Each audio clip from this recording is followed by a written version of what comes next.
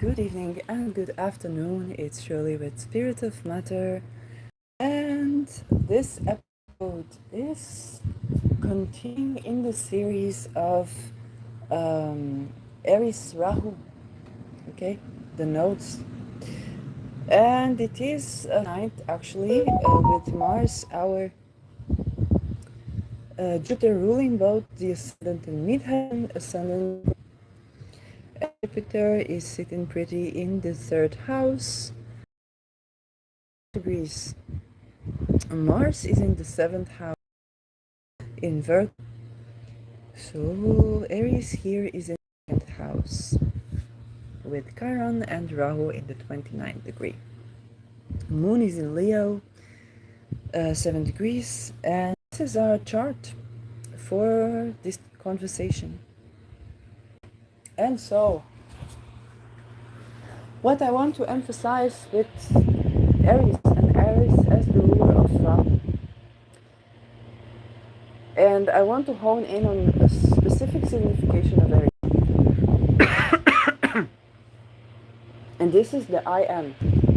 What comes after I am? Okay, Aries rules the head of the baby, asserting self.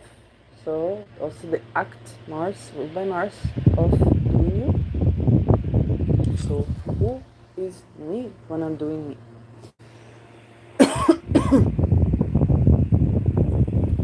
Or how do I do me? Okay, Mars asks how rather than why. So this combination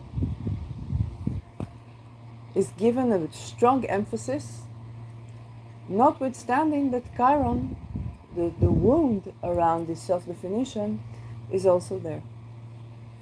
So think about what kind of definition of the self includes our head, our consciousness, or our brain. So we have, I think it was Rene Descartes by now, that said, I think, therefore I am. And that was Rene Descartes. In recent years, we've had the personality disorder, which later transformed into neurodivergence or neurotypical. Okay, you say I am. Some people say I am with this skill, what they can do. I am an astrologer. I'm a writer. Okay, I'm a singer. Because it's ruled by Mars. Right? What can I do as the answer to I am? Or what is my mental disorder? Okay? There's basically, and with Chiron in Aries, we may have some of this again, what people define by actually the wound that they have around the self-definition. But also there can be the desire to let go of that wound, let go of those type of definitions, and yet there is a wound around our ability to do something at this time, or the wound is being addressed around our ability to do.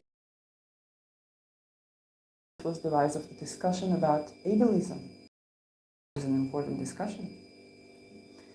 There is a sense of nihilism because the treatments that we got for our neurodivergent self-definition were not sufficient.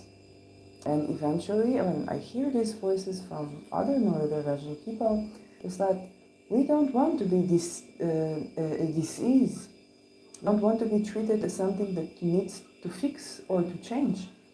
We just say, hey, what is typical? What is normal? Yeah,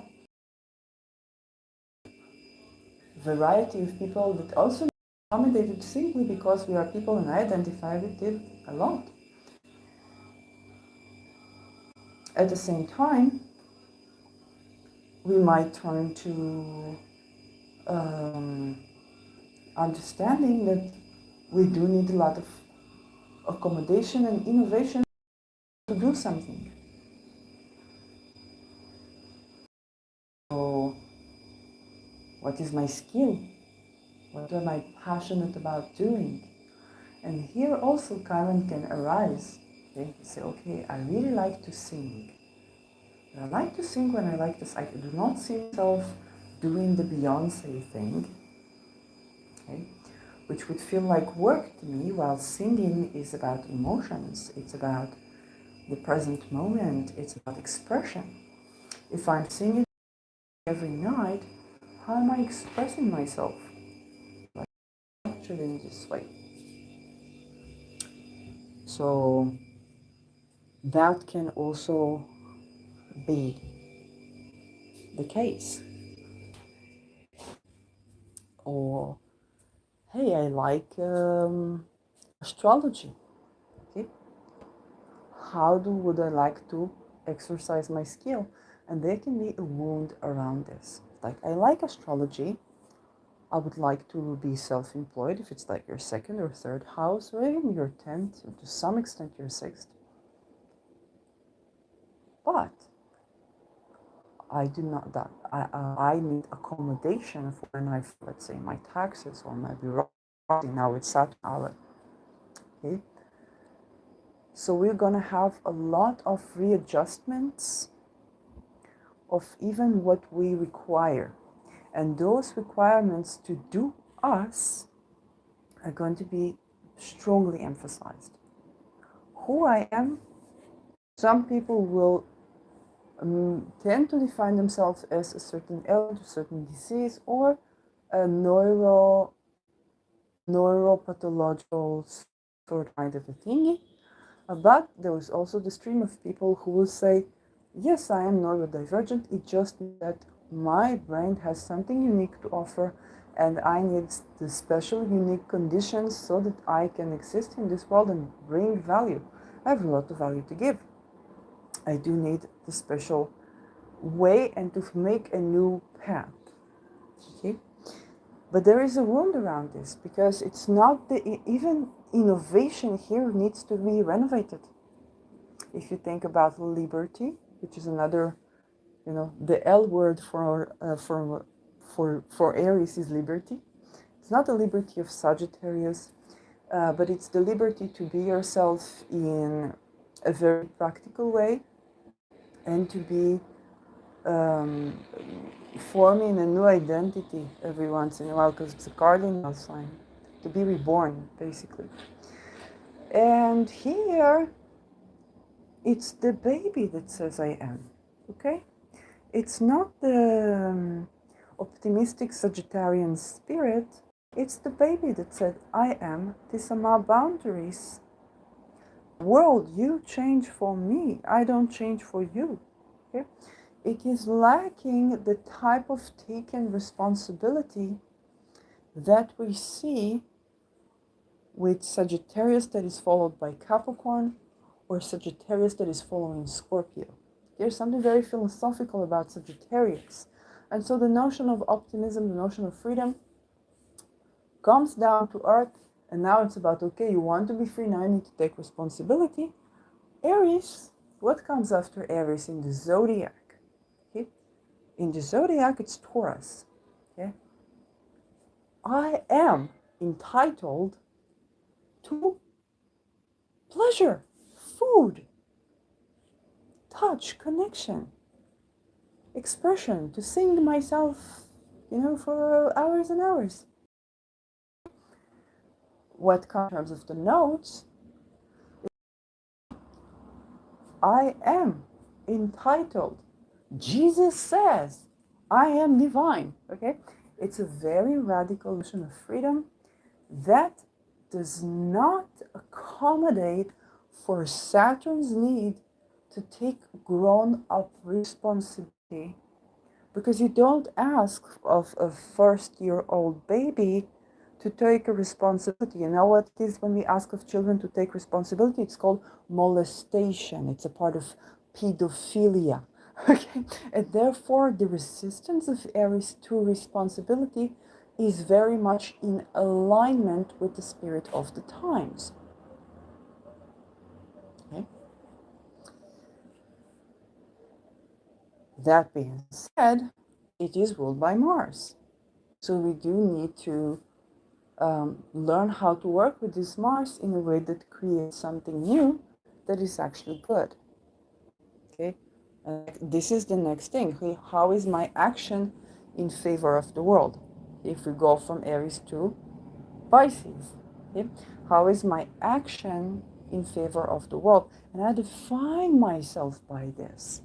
For example, I like to write satires. Satires are reflections. They're like a love song to society that puts to ridicule the behavior of us all without putting to ridicule us as human beings. Okay, so already joining the philosophy with the action. Okay, satire, sharp words, creativity, and reflection, Pisces. Okay, and the philosophy around this Jupiter. Okay, that is I do something new. I focus on what I do want. Now I'm going to be curious to see what it is. How is the thing that I want unfolds itself? Okay, that's the action of faith that comes after founding something new. Think about a new country. You have to be extremely optimistic, and it needs to be action. I'm going to do it anyway. The baby is born into this world. This world has all kinds of experiences. The baby says, "Oh, I'm going to do this." Okay, then the womb contracts, and the head of the butt. And indeed, Mars rules the bum and the head. Sometimes we come with our bum out, sometimes we come with our head out. So, only now I think about this. And that emphasis on the type of liberation that does not involve responsibility, but rather curiosity and asking, are we acting in favor of something good? Rather than, oh, you want to be free, you must take responsibility. And I see how that is so incompatible with the type of liberation that people are seeking. Think about a child that went out of a family that was unhealthy, okay? Then they went to work, work was unhealthy, they got out, okay? Now they're strolling around, okay?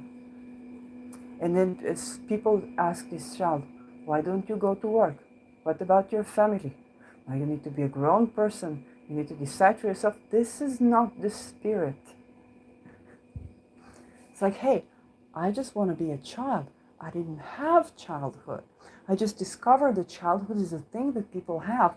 Now I want it. Okay, but you're sleeping on not even a sleeping bag in like the forest or whatnot. This is fucking dangerous. Like, I need to experience life. Yes, I need a warm place. I need a warm place, and you cry like a baby. Okay? And he was like, I need a warm place to sleep yesterday. Like, how come society does not accommodate? And the thing is that Aries is right. What Aries feels entitled to is not, I'm entitled to have a luxury car yesterday. It's, I'm entitled to be moving freely within and around my home at every hour of the day, and to travel overseas with ease. Shouldn't be no, how am I to grow? How am I to grow a business? How am I to grow responsible? How am I to grow if I'm not going to meet people, I'm not going to meet more cultures, I'm not going to start new things, if I'm not going to apply my skill, hands-on experience, okay, how am I going to grow? When you take this responsibility of Saturn, you restrict it so, okay, it's not fitting for the Aries spirit. Okay, right now, indeed, Mars is squaring Saturn. But that is transient. This will change. And then what happened? We have a very the burst of life, okay, the explosion of birthing, the bursting into life, the burst, like, I'm gonna do it without much forethought. And this is needed. The impulsivity of Aries is needed. Think about another phase when we will have it is the teenager. We take risks and we say, I'm gonna act on it. I'm gonna act on my independence, and we'll see what happens, because this is something that must be. It's a part of life. Okay? And you think about this moment of the birth, the baby coming out. It's like it's coming out. It's coming out. And now with Aries, this coming out has way more implications, right? With Aries in Aries, okay? Aries with an E and Aries with an A. A lot of people will be coming out. All the while, Jupiter is in Taurus. And Taurus is quite traditional, okay? Taurus, Venus is only pleasure in my pleasure place, okay? If it's about trying new things, the most it will do is exotic food. You kind of get, or a new song. You kind of get my point there. Jupiter is our beliefs, our religions, and they are quite traditional here. It's ruled by Venus. Very traditional. All the while, we are called to try new things.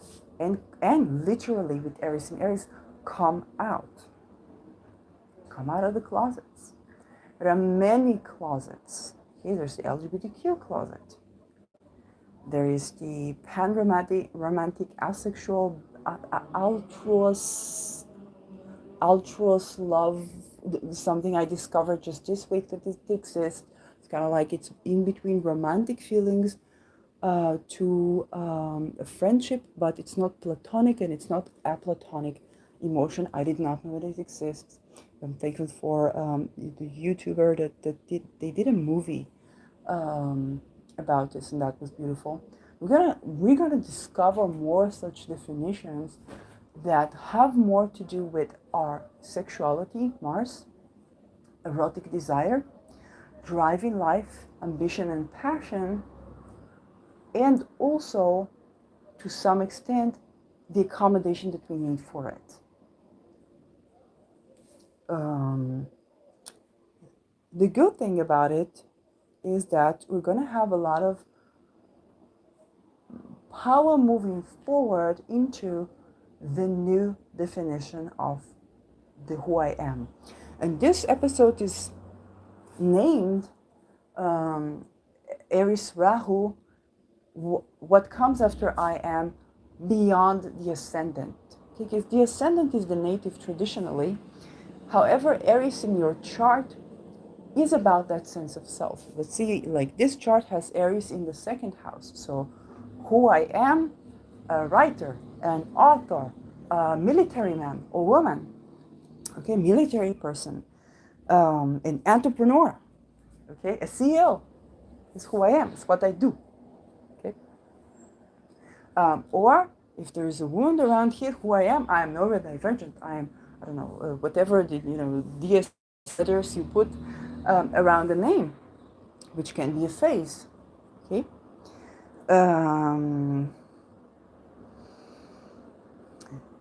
Aries, let's say in the 7th house, if you're Libra ascendant, then there's a very, very satirical thing that's happening, because Aries is about I am, it's about the baby, it's the independence, but is a baby independent?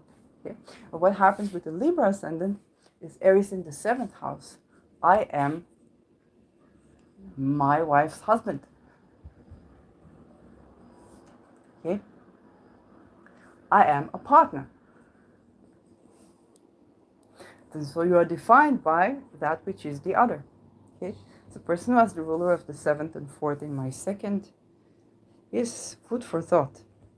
And is single.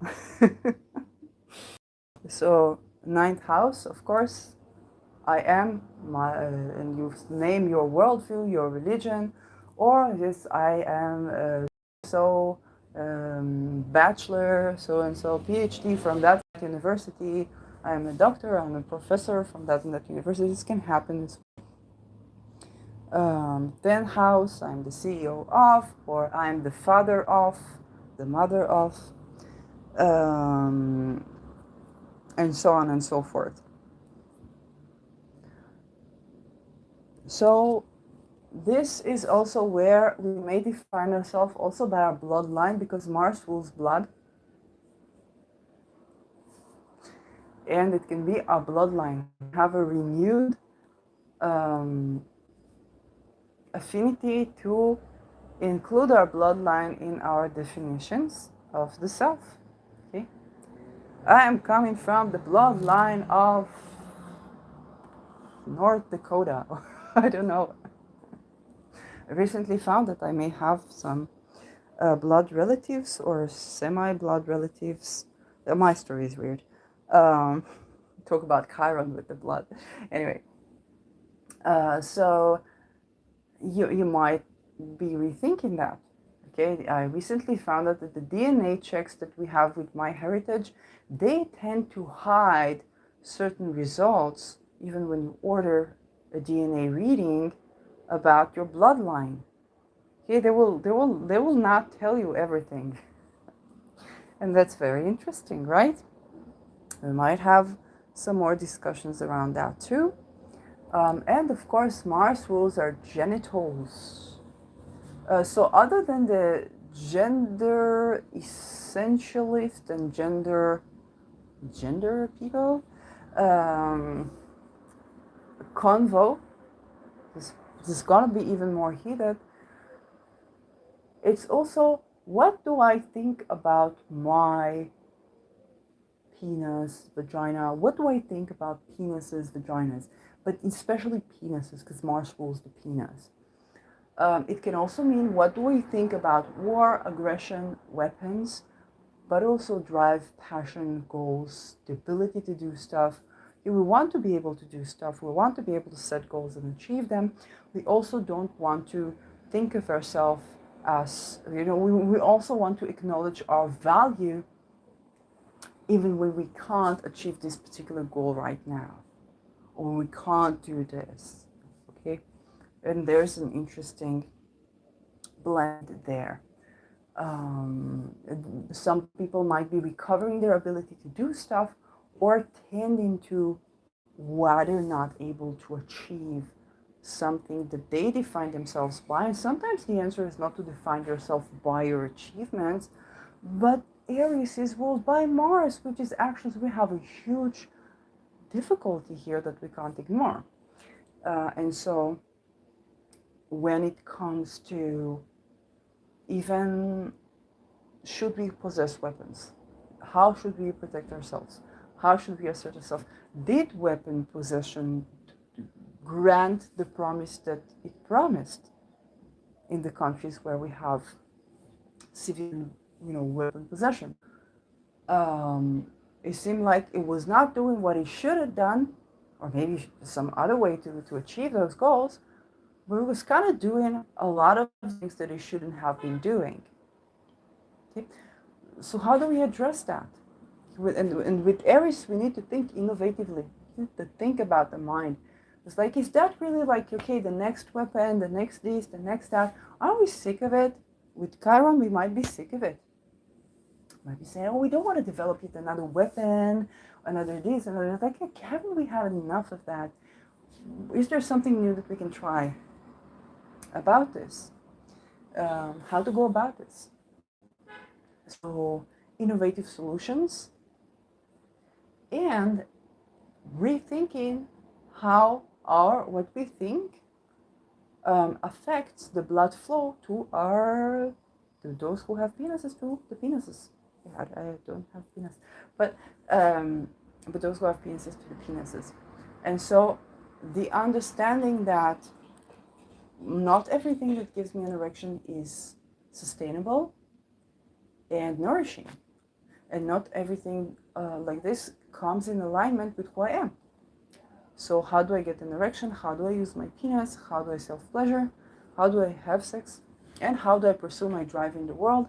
We're going to have another phase of that And if I think about the time where Ketu was in Aries, then we had a conversation around this, but this was more a conversation about how do I get a relationship as a penis person, and how the relation to my penis affects my goal in life, which is so that I will have a relationship. Now I kind of get the feeling it's not going to be so much about doing that so that I have a relationship, but actually understanding that there is this connection regardless of with who I am, that what I think about, how I see my own penis, and whatever I do with it, and the other person or the other objective or goal, that matters. And I need to rethink it for my health, for my fertility, for the whole effect it has on my life, regardless if the question is to get married or to get a girlfriend or to get a boyfriend. Okay? It's kind of like it's the same route, but the point is now, if during Venus in Taurus, the embodiment that was like people with vaginas did sex for their own pleasures. Like, hey, let me pleasure myself for a while. Let me even get to the point where I can pleasure myself, and then we can talk. Let me see what I want, what I desire outside of you, what I desire for me. I kind of feel that that penis people are going to have this now. It kind of began, but I'm feeling like it's going to get an even bigger boost. Okay, and that's not what I desire is on the account of somebody else. It's like, what is my desire? Aries is very aware of the need to liberate itself. Now, of course, desire without connection is impotence. Okay, penis drops sometimes because like you don't leave it the hormones that it needs to have sustainable orgasm. Okay, and connection can be a wide range, a wide definition of things. And when I say connection, I do mean the Venusian kind of bringing things together. Okay, not the toxic kind of whatnot. No, connection. Those kind of things, when they interact, then we're healthy in the mind and down there. But also, connection without desire is friendship, right? It's friendship. It's my friend. Oh, that's my pal. Okay. Friend zone.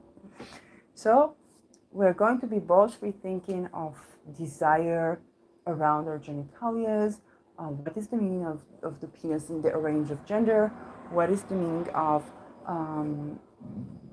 what I think about what I have between my legs or don't have between my legs, and how that affects not only my sex life, but my health, but my fertility, but my drive and ambition in life, regardless of if I am with someone, okay?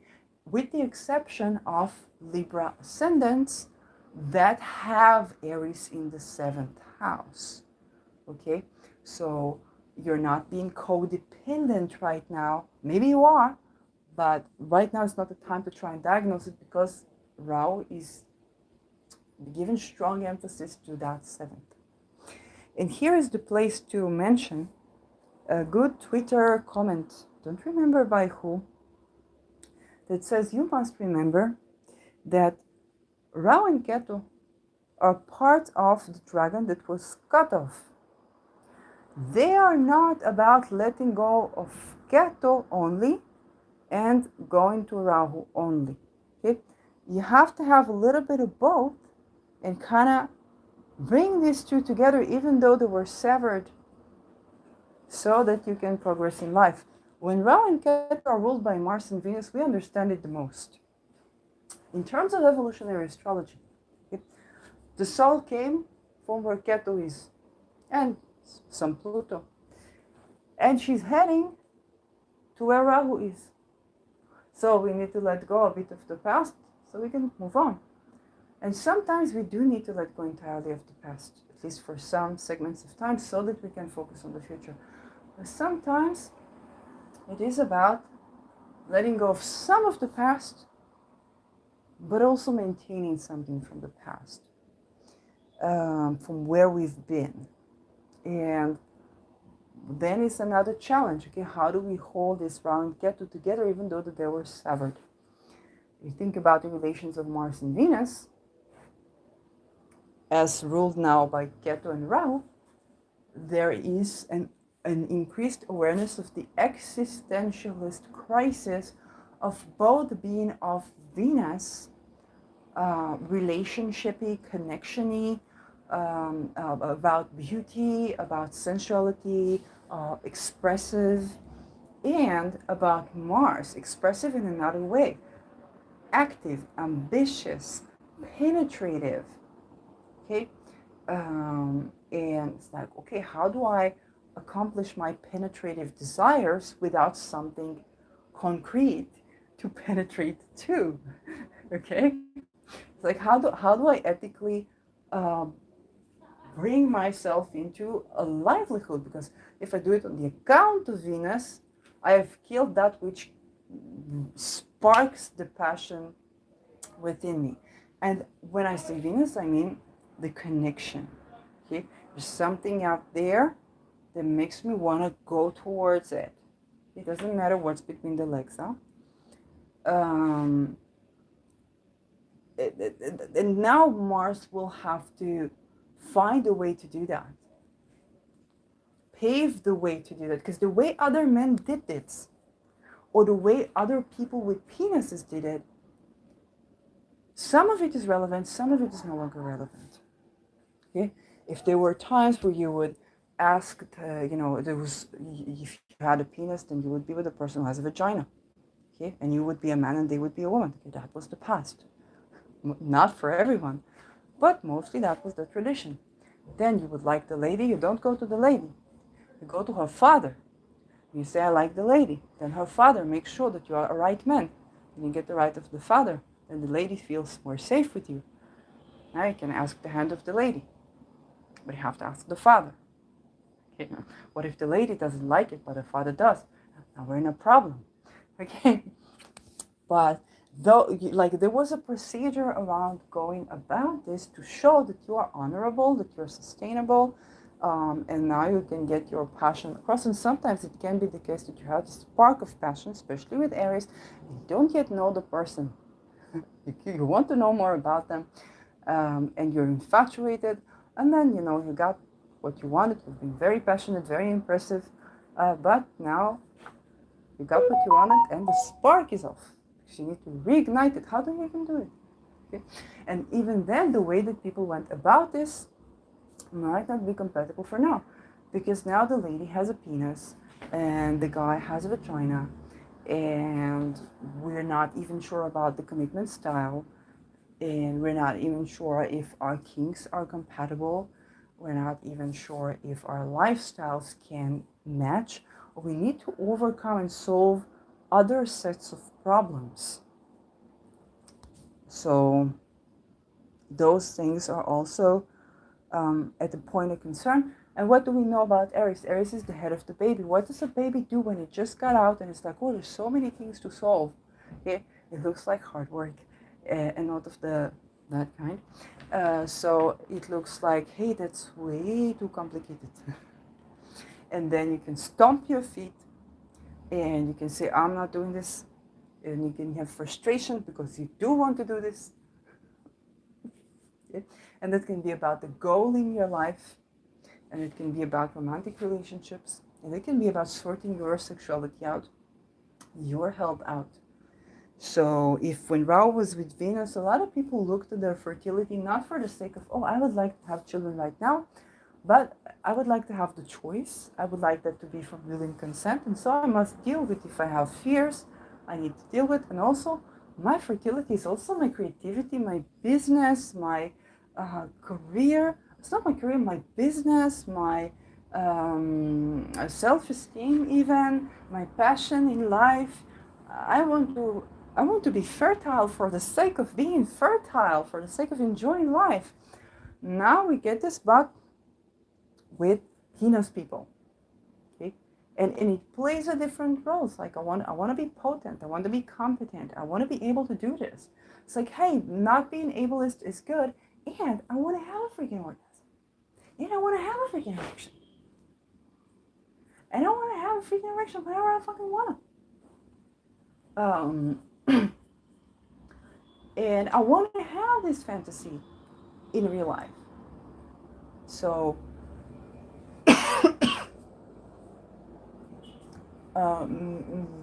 then it is the beginning of the trial and error. It's going to be a year and a half for that. And Mars will be also with Venus, like with Ketu, in part of these eclipses. Now, on a mundane level, and even on a personal level, yes, eclipses with Ketu tend to take something out of your life, and yes, they can also take the life of a person. Especially if they are on the Ketu of a person. Not necessarily. We all go through eclipses of Ketu, and granted that we are more than 9 or more than 18 years old, then we've been through, if we are 20 years old, we've been through an set of eclipses on our Rahu and our Ketu, and we still survived, okay? But yes, it's a possibility. And on a mundane level, yes, it does mean that we may lose some people, that we may give up something. Something is taken. Eclipses on Rahu, even if something is taken, maybe it's from the Ketu, now something is coming to your life. So it's not untrue that Ketu is what is being taken, and Rahu, something comes up. Okay? So it can be a new job, a new relationship. Now you have all these things to deal with, or what's going from you, an old relationship with Venus, old rules even, and they make place for new strategies and new ways of asserting yourself, but also, and most importantly, we must remember new ways of defining ourselves. If I operate by my identity, is my identity supportive of me? Because I'm going to operate by it. I'm going to act. One of the ways to change yourself is to do the I am statements. Okay? Say, I am a divine being. I am a successful person. I am a happy person. I'm a wealthy person. I'm a healthy person. Great. Wonderful. Now, how would or for example, I'm a person that loves themselves. What would a person that loves themselves do about this relationship? Now you act on it. And so the operation from the I am at its core needs to adjust itself to what is healthy right now. How would the wealthy person act about this? How would the person who loves themselves act about this? Those kind of things, or how would a competent person deal with that? And so here we must remember that this Ketu by Venus is not something we purge and completely let go of, because can you be, like, are you a competent person if you can't have a reasonable connection with people? Your sense of competence is damaged, okay? And with Chiron, we definitely see that this exists. You think about even people who will go to martial work and they have a trauma. This affects not only the intimate life, erection, the ability to have a connection, the ability to have trust, the ability to have shared intimacy can create a lot of loneliness. And now your sense of competence is hurt, and your sense of who I am is hurt, but also your identity can be I'm a veteran. And that denotes both the ability and the disability. Okay, and there are so many ways to see it. But then you also want to release yourself from those things that hold you back. And so what would be the new definition? You don't want to ignore what you've been through. You also don't want to define yourself by the past. Here's a place for a time where you say, I'm a survivor of. And there's a place where you say, I am healthy, I am loving, I am passionate about dancing, I am passionate about astrology, I am this, I am that. And yeah, that was this thing in my past. And sometimes that still affects the present. That does not define me, that does not define who I am.